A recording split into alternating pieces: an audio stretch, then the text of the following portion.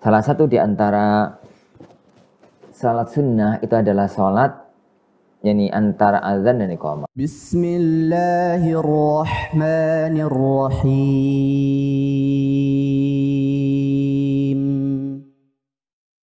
Assalamualaikum Ustadz, Afwan, saya dari Sidoarjo. Saya pernah mendengar seorang dai pernah menyampaikan bahwa tidak ada sholat 2 rakaat setelah azan kecuali hanya sunnah fajar.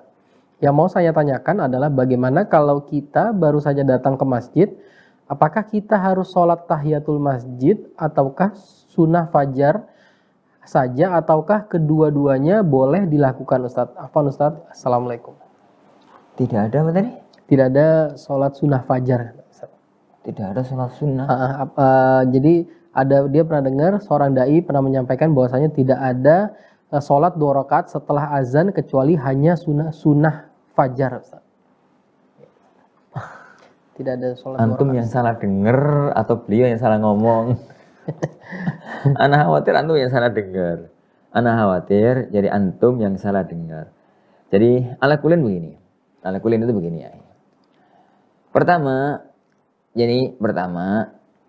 antara azan dan iqamah dalam semua sholat itu ada sholat sunnahnya.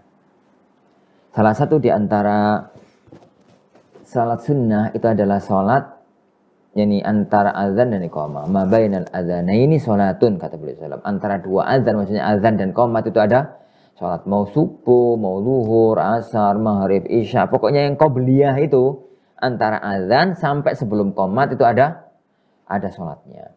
Hanya ada yang muakkad kayak subuh, kayak zuhur. Ada yang ghairu muakkad semacam ini, macam. Nah, yang penting ada. Jadi sholat antara azan sampai itu semua sholat 5 waktu itu ada. Nah, itu yang pertama. Yang kedua, adapun kok bisa sampai jenengan ngomong semacam itu, katanya menukil dari salah satu asatidz, ada kemungkinan antum yang salah. Ini salah paham mungkin. Yang yang antum maksudkan tadi, itu ana yakin maksudnya dari Ustadz itu adalah bahwa kalau waktu subuh tidak boleh sholat sunnah di atas 2 rakaat setelah azan.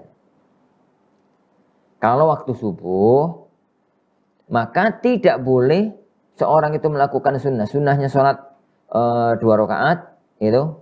Ini soalnya sholat 2 rakaat sebelum subuh itu ditambah itu nggak boleh. Ditambah dalam arti lebih dari 2 rakaat. Adapun sholat yang lain itu boleh-boleh aja.